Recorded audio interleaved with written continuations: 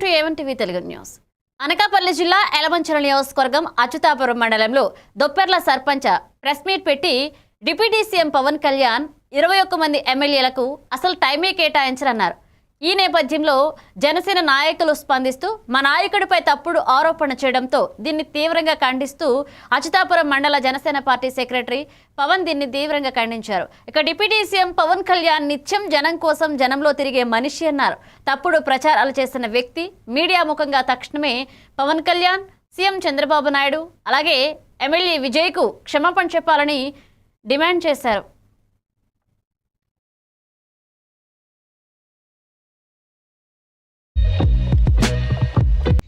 Hi నమస్తే, A1 TV Ramakrishna. వివరాల్లోకి వెళ్తే అచ్యుతాపురం మండలం నిన్న ఒక ఛానల్లో పవన్ కళ్యాణ్ గురించి తప్పుడుగా ప్రచారం చేశారు ఒక అతను. ఇప్పుడు మనకి అచ్యుతాపురం మండల general secretary Janasena party Pawan Vijay గారు మనతో ఉన్నారు. దీన్ని కౌంటర్ ఇవ్వడానికి. నమస్కారం అండి, నా పేరు పవన్ విజయ్. నేను జనసేన జనరల్ సెక్రటరీ అచ్యుతాపురం మండలం.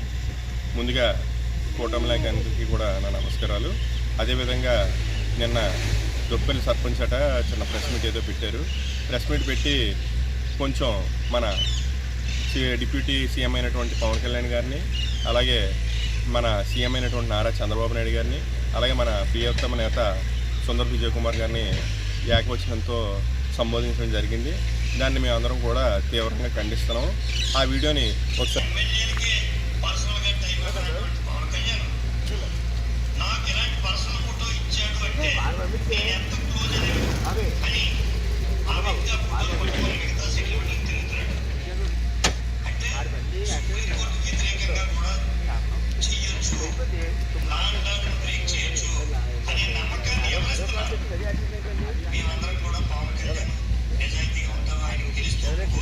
ఈ విధంగా నేను ప్రెస్ మీట్లో ఆ దొప్పెల్లి సర్పంచ్ అయినటువంటి ఆయన ఏకవచనంతో పవన్ కళ్యాణ్ గారిని, నారా చంద్రబాబు నాయుడు గారిని, మన ఎమ్మెల్యే గారిని సంబోధించడం జరిగింది.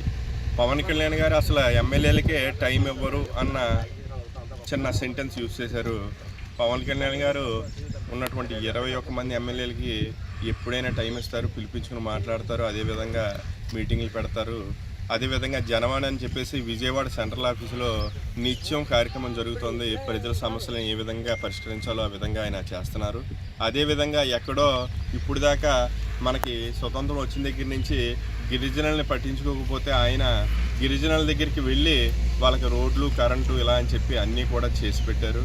అదేవిధంగా పల్లె పండుగ అని చెప్పేసి 2 కార్యక్రమాలు వరల్డ్ రికార్డ్ సృష్టించి 14,000 మంది, సుమారు 14,000 పంచాయతీలకి ఒకేసారి మీటింగ్లు పెట్టి పంచాయతీలను ఏ విధంగా అభివృద్ధి చేయాలో ఆ విధంగా ఆయన చేస్తున్నారు. దీన్ని మీరు వెంటనే ఏవైతే మీరు ఏకవచనంతో సంబోధించారో అలాగే పవన్ కళ్యాణ్ గారి ఆఫీస్ నుంచి ఈ భూ సెటిల్మెంట్లు జరిగాయి, ఇది అది అని చెప్పేసి చెప్పినట్టుగా ముంచినట్టుగా చిన్న సెంటెన్స్ యూజ్ చేశారు. దాన్ని మీరు తక్షణమే వెనక్కి తీసుకుని మన డిప్యూటీ సీఎం పవన్ కళ్యాణ్ గారికి, చంద్రబాబు నాయుడు గారికి, అలాగే మన ప్రియతమైన నేత అయినటువంటి సుందర్ విజయ్ కుమార్ గారికి క్షమాపణ చెప్పాలని మేము కోరుతున్నాము, డిమాండ్ చేస్తున్నాము. లేని పక్షంలో మేము దీన్ని టీడీపీ మెయిన్ ఆఫీస్కి, అలాగే మంగళగిరి జనసేన పార్టీ ఆఫీస్కి తీసుకెళ్ళి ఈ ఏదైతే మీరు పెట్టిన ప్రెస్ మీటుకి మేము తగిన విధంగా మేము బుద్ధి చెప్తామని చెప్పేసి మేము పత్రికా ముఖంగా అలాగే మీడియా ముఖంగా మేము తెలియజేసుకుంటాం. బాపట్ల జిల్లాలో సమస్త మానవ జాతి మనుగడకు దిశానిర్దేశం చేసేది భగవద్గీత మాత్రమే అని బ్రహ్మశ్రీ దూర్బాల ప్రభాకర్ శర్మ అన్నారు. హైందవ ఫౌండేషన్ బాపట్ల పట్టణ కన్వీనర్ మామిడి రాజశేఖర్ ఆధ్వర్యంలో గీతా జయంతిని పురస్కరించుకుని సూర్యలంక బైపాస్ రోడ్లో వి కన్వెన్షన్ ఫంక్షన్ హాల్ నందు పట్టణంలోని 20 పాఠశాలల నుండి 960 మంది విద్యార్థులతో సామూహికంగా యువగీత శతశ్లోకాల పారాయణ కార్యక్రమాన్ని చేశారు. ఇక సమాజంలో ఎలా జీవించాలి, ప్రకృతిలో ఎలా మమేకం అవ్వాలి అనేది గీత చెబుతుందని ఆ సందర్భంగా ఆయన పేర్కొన్నారు. ఈ కార్యక్రమంలో శ్రీ స్వామి సైర్వానంద సరస్వతి వాసుదేవరావు, దశరథ మహారాజు, అంబటి మురళి, కళ్ళం హరనాథారెడ్డి, చాపల సుబ్రహ్మణ్యం, అమీరపు నటరాజన్, ఇమ్మడిశెట్టి శ్రీనివాసరావు తదితరులు పాల్గొన్నారు.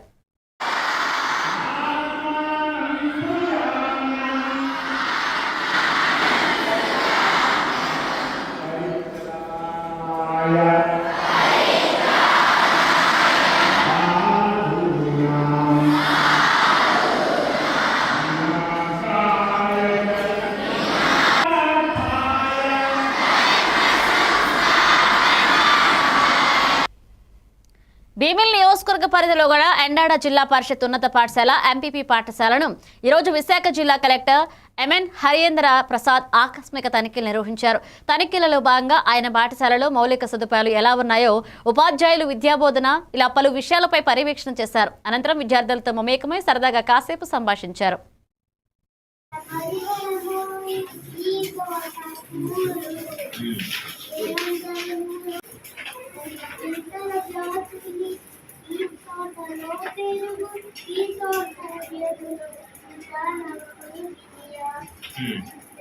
ఇది ఓకే ఓకే ఇదేంటి నందనమునాలు అంటే ఏంటి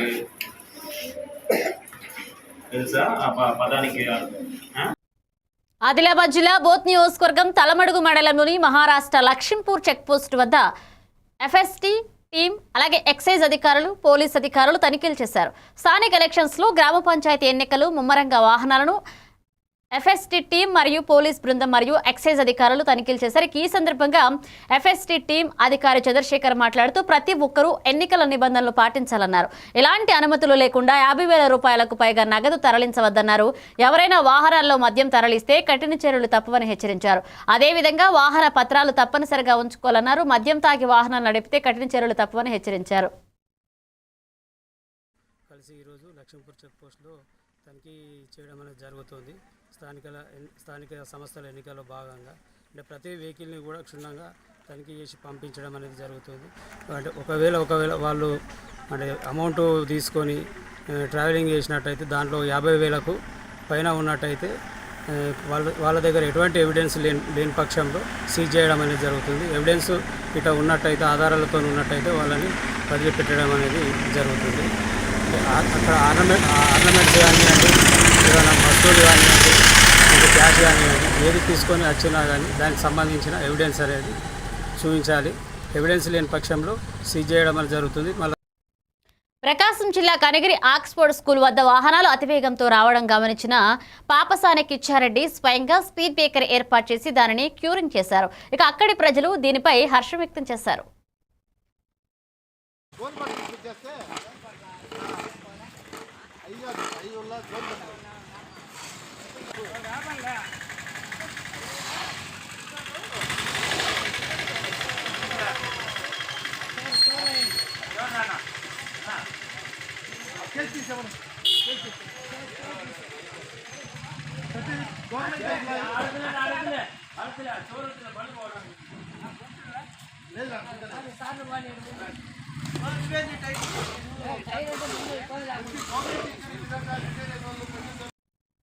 సిద్దిపేట జిల్లా గజ్వేల్ అంగడిపేట హనుమాన్ దేవాలయం వద్ద ప్రముఖ వ్యాపారవేత్త అమర నాగేందర్, శైలజ దంపతులు వారి కుటుంబ సభ్యుల సౌజన్యంతో పులిహోర పంపిణీ చేశారు. ఈ కార్యక్రమంలో కోమరవెల్లి ఆలయ కమిటీ డైరెక్టర్ నంగునూరి సత్యనారాయణ మాట్లాడుతూ అన్నదానం మహాదానం అన్నారు. ఈ కార్యక్రమంలో మల్యాల భద్రయ్య, తోట భిక్షపతి, హనుమంత్, కైలాస ప్రశాంత్, గంగిశెట్టి ఉమేష్, గందే సంతోష్, అమర నాగేందర్, శైలజ దంపతులు వారి కుటుంబ సభ్యులు పాల్గొన్నారు. రాములు గారు, మా మామ మల్యాల భద్రయ్య గారు, వీళ్ళందరూ పూర్వమైనటువంటి అఖిల గారు ఈరోజు ఇక్కడ పులిహోర పంపిణీ కార్యక్రమంలో పాల్గొనడం జరిగింది. వారు మన నాగేందర్ అంటే ఇక్కడ అన్నదానం కార్యక్రమం జరిగింది. ముందు వరుసలో ఉంటూ ఆయన పాత్ర లేనిది ఆయనను మేము అందరం కలిసి అన్నదాన ప్రభుత్వం వరదరాజపురం ఆంజనేయ స్వామి టెంపులే కానీ, గజ్వేల్ శివాలయం టెంపులే కానీ, మాంకాలమ్మ టెంపులే కానీ, అయ్యప్ప టెంపులే కానీ, రామాలయంలో కానీ, వెంకటేశ్వర గుడిలో కానీ ప్రతి బ్రహ్మోత్సవాలలో ప్రతి కార్యక్రమంలో ఆయన అక్కడ ఉంటూ వంటలు వండిపోయడము, పచ్చడము ఆయన 10 సంవత్సరాల నుంచి చేయడం జరుగుతుంది. అందుకే అమర నాగేందర్ గారిని అన్నదాన ప్రభు అని మేమందరము పిలవడం జరుగుతుంది. ఈ కార్యక్రమంలో మేము చేస్తున్నటువంటి కార్యక్రమానికి మా ఆర్యవైశ్య సోదరు వరంగల్ జిల్లా నరసంపేట పట్టణంలో డిసెంబర్ 5న సీఎం రేవంత్ రెడ్డి పర్యటన స్థలాన్ని ఎమ్మెల్యే దొంతి మాధవారెడ్డి, సిపి సన్ప్రీత్ సింగ్ హెలీప్యాడ్ మరియు సభాస్థలి ప్రాంగణాన్ని పరిశీలించారు. అనంతరం వారు మాట్లాడుతూ ప్రజలకు ఎలాంటి ఇబ్బందులు కలగకుండా స్థల ప్రాంగణాన్ని భద్రతా ఏర్పాట్లు కల్పిస్తున్నట్లుగా ఎమ్మెల్యే మాధవారెడ్డి, సిపి సన్ప్రీత్ సింగ్ తెలియజేశారు. ఈ కార్యక్రమంలో డీసీపీ, ఏసీపీ రవీందర్ రెడ్డి, సిఐలు, ఎస్ఐలు, టీపీసీసీ సభ్యులు పెండెం రామానంద్, మార్కెట్ చైర్మన్ పాలాయి శ్రీనివాస్, అధికారులు, కాంగ్రెస్ పార్టీ నాయకులు పాల్గొన్నారు. 25 crores. ఇంటిగ్రేటెడ్ స్కూల్ అదొక 200 crores. మున్సిపాలిటీకి సంబంధించి drains, roads, culverts, central lining, junctions అన్ని మనకి వచ్చే 5th డిసెంబర్ నాడు జరగబోయే సీఎం గారి ప్రోగ్రామ్కి ఇక్కడ అన్ని ఏర్పాట్లు ఇక్కడ తీసుకోవడం జరిగింది.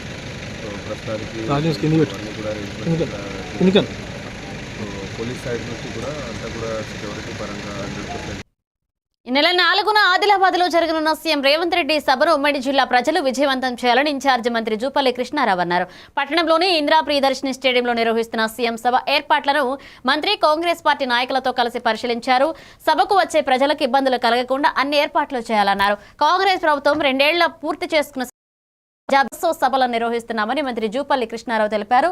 ఈ నెల 4న ఆదిలాబాద్లో విజయోత్సవ సభలో సీఎం రేవంత్ రెడ్డి పాల్గొంటారన్నారు. ఇక ఉమ్మడి ఆదిలాబాద్ కు సంబంధించిన సుమారు 500 కోట్ల అభివృద్ధి పనులకు సీఎం ప్రారంభిస్తారని తెలిపారు.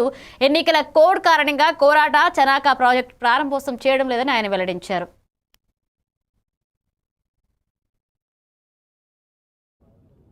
నిధులతోటి మంజూరిచ్చి పునాది రాయిలు వేసుకోబోతా ఉన్నాం. 500 crores. ఇందులో పోలీస్ డిపార్ట్మెంట్ సంబంధించినటువంటి స్టాఫ్ క్వార్టర్స్, అట్లాగే మహిళలకు సంబంధించినటువంటి పెట్రోల్ బంక్, అట్లాగే స్కూల్ బిల్డింగ్స్, అట్లాగే ఇట్లా రకరకాల అభివృద్ధి కార్యక్రమాలు ఇందులో చాలా ఉన్నాయి. దానిలో అట్లాగే సబ్ స్టేషన్స్ కానీ ఇవన్నీ చాలా ఉన్నాయి. దీంతో పాటుగా వాస్తవంగా కోరాట చనాక 70,000 ఎకరాలకు సంబంధించినటువంటి ఇనాగ్రేషన్ ఉన్నా కూడా అది చేయడం లేదు. ఎందుకంటే ఎలక్షన్ కోడ్ కారణంగా అక్కడ వెళ్ళడం లేదు, చేయడం లేదు. సో వీటన్నిటి కూడా పునరాలు వేసుకోవడం ఒకటి. దీంతో పాటుగా సంక్షేమ చిత్తూరు జిల్లా కుప్పంలో అనుమతులు లేకుండా వేసిన అక్రమ లేఅవుట్లు, సైట్లను క్రమబద్ధరించుకోవాలని అన్నారు ఉడా chairman doctor Suresh Babu. Kuppam municipality కార్యాలయంలో మున్సిపల్ కమిషనర్ శ్రీనివాసరావు ఆధ్వర్యంలో మీడియా సమావేశం నిర్వహించడం జరిగింది. బీపీఎస్, ఎల్ఆర్ఎస్ పథకాలకు సంబంధించి కుప్పం మున్సిపల్ కార్యాలయంలో అవగాహన కార్యక్రమం నిర్వహించడం జరిగిందన్నారు. అక్రమ లేఅవుట్లు, ఫ్లాట్లు క్రమబద్ధీకరణ కోసం ఎంతో కాలంగా ప్రజలు ఎదురు చూస్తున్నారన్నారు. అలాంటి వారు అవకాశాన్ని సద్వినియోగం చేసుకోవాలని సూచించారు. ఈ కార్యక్రమంలో మున్సిపల్ చైర్మన్ సెల్వరాజ్, కౌన్సిలర్లు, మున్సిపల్ అధికారులు పాల్గొన్నారు. పెనలైజేషన్ ట్యాక్స్ అనేది ఎవ్రీ పాత టౌన్ని ఆధునీకరించడంలో కానీ చంద్రబాబు నాయుడు గారిని మించిన నాయకుడు ప్రపంచంలో లేదు. అలాంటి ఒక వ్యక్తి ప్రాతినిధ్యం వహిస్తున్న కుప్పం నియోజకవర్గంలో ఈరోజు అమరావతిని ఏదైతే మాస్టర్ ప్లాన్ చేశారో అమరావతికి వేసిన అదే సంస్థ సుర్బానా జరాంగ్ అనే సంస్థ ద్వారా కుప్పం నియోజకవర్గంలో నాట్ ఓన్లీ కుప్పం మున్సిపాలిటీ అయిపోతుంది. ఎవరైనా ఎక్కడైనా మిమ్మల్ని డిమాండ్ చేస్తున్నట్టు మిమ్మల్ని డిమాండ్ చేస్తామంటే రైపు కానీ ఇంకోటి కానీ మీరు మా పీకేఎం కూడా దృష్టిలోకి తీసుకొస్తే, కమిషనర్ గారు కావచ్చు లేదంటే మేము కావచ్చు లేదంటే మా ఆఫీసర్స్ దృష్టికి తీసుకొస్తే తప్పకుండా ఎవరు దాన్ని డిమాండ్ చేస్తున్నారో వాళ్ళ మీద ఖచ్చితంగా చర్యలు తీసుకునేదాన్ని కూడా ఈ పీకేఎం కూడా తప్పని మేము వెనకాడమని చెప్పి ఈ సందర్భంగా మీ అందరికీ తెలియజేస్తూ ఈ స్కీమ్ని దయచేసి ప్రజల్లోకి విస్తృతంగా తీసుకెళ్ళండి. దీంట్లో చాలా అనుమానాలు ఉంది, చాలా డౌట్స్ క్లారిఫై చేయాల్సిన అవసరం కూడా ఉంది. ఖచ్చితంగా ప్రైవేట్ ఇంజనీర్స్. పశ్చిమ గోదావరి జిల్లాలో ప్రయాణికుల ఇబ్బందులను దృష్టిలో ఉంచుకుని ఉండి ఆర్టీసీ బస్టాండ్ నందు మౌలిక వసతుల మెరుగుకు కృషి చేస్తున్నట్లుగా రాష్ట్ర శాసనసభ ఉపసభాపతి మరియు ఉండి నియోజకవర్గ ఎమ్మెల్యే రఘురామకృష్ణంరాజు అన్నారు. ఉండి బస్టాండ్ నందు 25 లక్షల రూపాయల వ్యయంతో చేపట్టనున్న సీసీ రోడ్ నిర్మాణానికి ఆయన కలెక్టర్ చెదలవాడ నాగరాణి సంయుక్తంగా శంకుస్థాపన చేశారు. అనంతరం నూతన ఎన్టీఆర్ పెన్షన్ భరోసా పంపిణీలో పాల్గొన్నారు.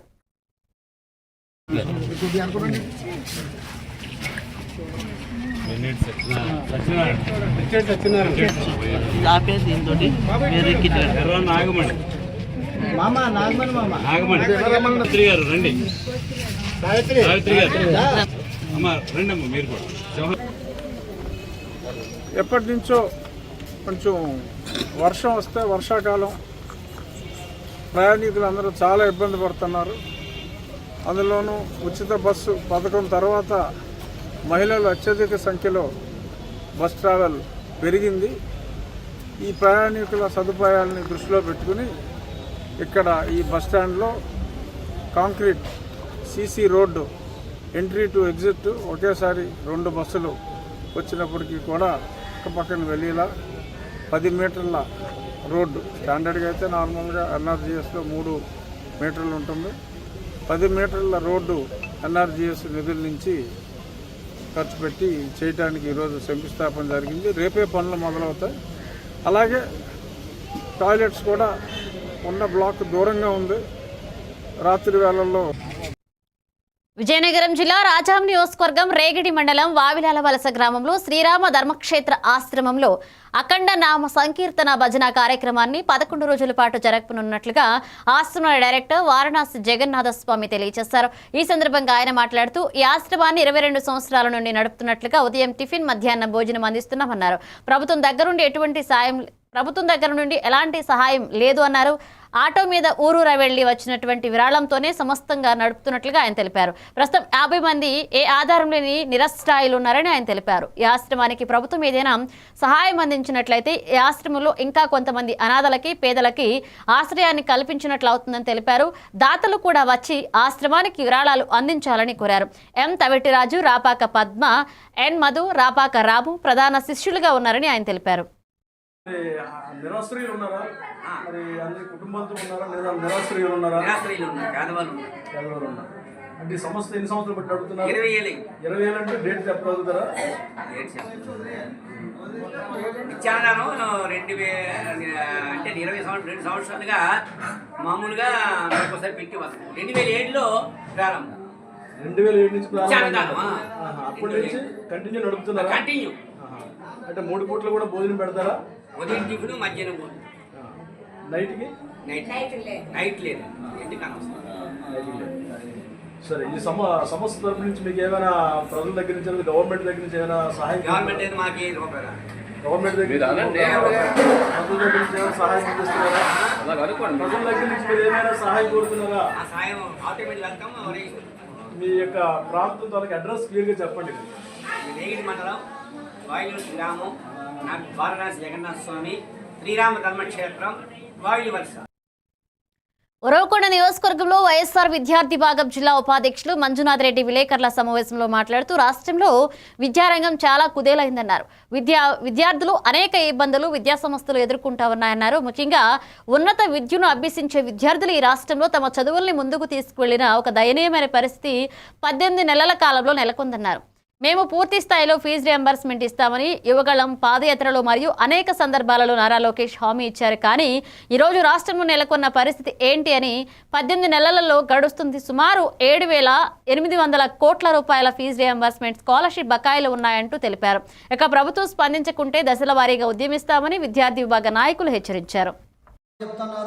విద్యార్థులకు సంబంధించి విద్యార్థుల జీవితాలు బాగుపడేదానికి అవసరమైన ఫీజు రియంబర్స్మెంట్ విడుదల చేయమంటే చేయరు. కానీ ఇలా దుబారీ ఖర్చులకు, నరేంద్ర మోడీ గారి పర్యటనలకు, ఇట్లా వృధా ఖర్చులకు వేస్ట్ చేస్తున్నారు. కానీ ప్రభుత్వం విద్యార్థులకు ఉపయోగపడే ఫీజు రియంబర్స్మెంట్కి బకాయిలు విడుదల చేయమంటే చేయకుండా నిర్లక్ష్యం చేస్తుంది. అదే గత ప్రభుత్వంలో జగన్మోహన్ రెడ్డి గారు 2017కు సంబంధించి 8,800 కోట్ల రూపాయలు పెండింగ్లో ఉన్న, చంద్రబాబు నాయుడు గారి ప్రభుత్వంలో పెండింగ్లో ఉన్నవి కూడా జగన్మోహన్ రెడ్డి గారి ప్రభుత్వం ఏర్పడిన తర్వాత.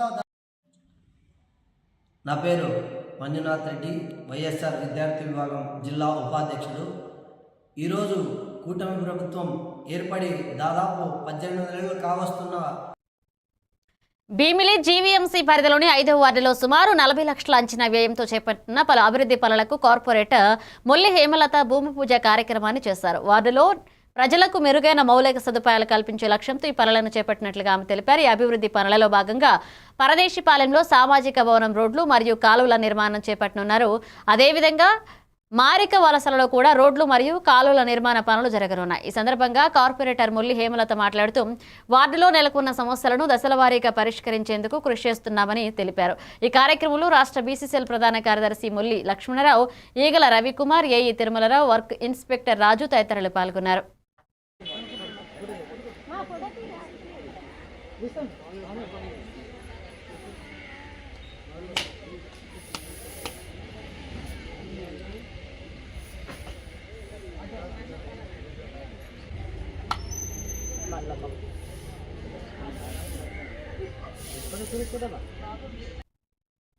రాష్ట్రంలో జరుగుతున్న అభివృద్ధి అంతా కేంద్ర ప్రభుత్వం నుంచి వస్తున్న నిధులు పథకాల ద్వారానే జరుగుతుందని బీజేపీ ఖమ్మం జిల్లా ఇన్ఛార్జ్ బద్దం మహిపాలారెడ్డి స్పష్టం చేశారు.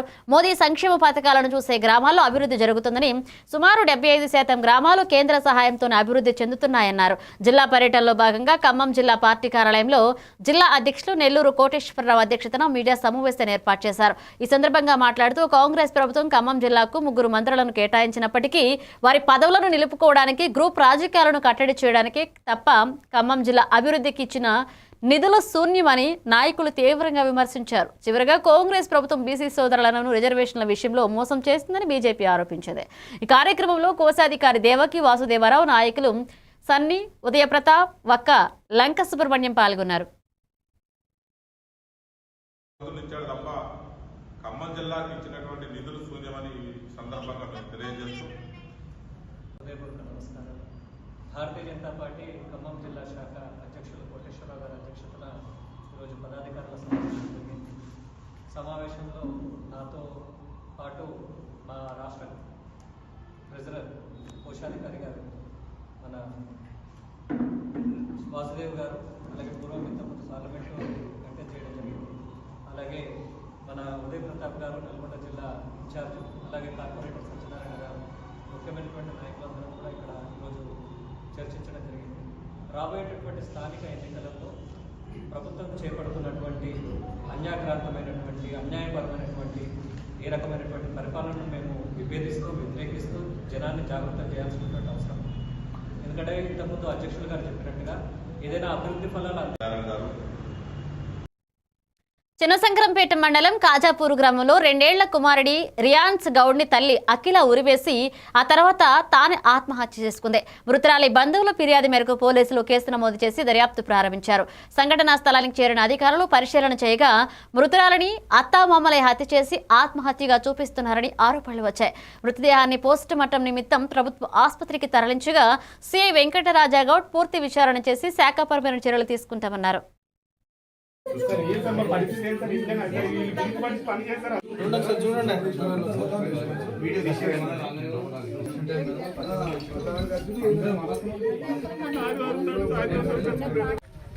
ఈరోజు శంకరంపేట ఆర్ మండలంలోని కాజాపూర్ గ్రామంలో ఒక మహిళ అఖిల, అఖిల వాళ్ళ కొడుకు శ్రేయాంశ్, వీళ్ళిద్దరూ ఉరివేసుకొని మరణించారని చెప్పేసి నాకు సమాచారం జరిగింది.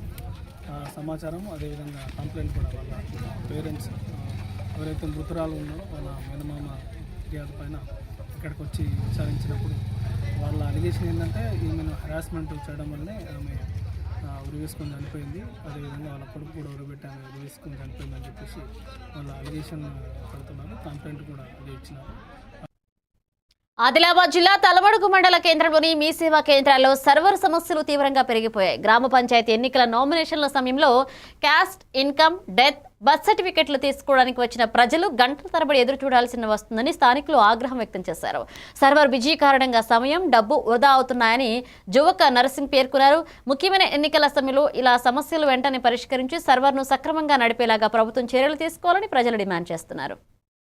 మన తలమడుగు మీ సేవలో అప్లై చేసుకోవడానికి వచ్చినాం. రేపటి నుంచి మనకు నామినేషన్ స్టార్ట్ అవుతుందని చెప్పేసి కులప్ సర్టిఫికేటు, తర్వాత డెత్ సర్టిఫికేట్, వేరే వాళ్ళకు డెత్ సర్టిఫికేటు రాకపోవడం చాలా బాధాకరం. ఎందుకంటే ఈ సర్వర్ బిజీ వల్ల చాలా సర్టిఫికేట్లు అన్నీ ఆగిపోతున్నాయి. మరి రేపటి నుంచి నామినేషన్ స్టార్ట్ అవుతుంది కాబట్టి చాలా ఇబ్బందులు అవుతాయి. దీనికి సంబంధించి ఉన్నతాధికారులు స్పందించి ఈ సర్వర్ బిజీ లేకుండా సకాలంలో అన్ని సర్టిఫికేట్లు ఇచ్చే విధంగా చూడాలని చెప్పేసి కోరుకుంటున్నాం. ముఖ్యంగా ఈరోజు చెర్లపల్లికి వెళ్ళే అన్న రావడం జరిగింది. గత 15 రోజుల క్రితం వాళ్ళ బాబాయ్ చనిపోవడం జరిగింది.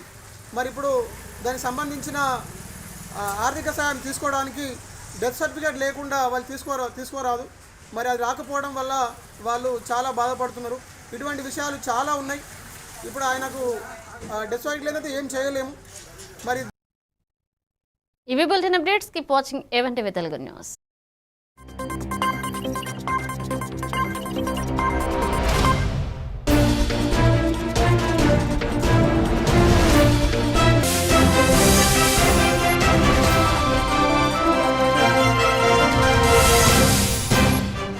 అధ్యక్షులు ఉన్నటువంటి రామచంద్రపురం నియోజకవర్గంలో నిరుపేదల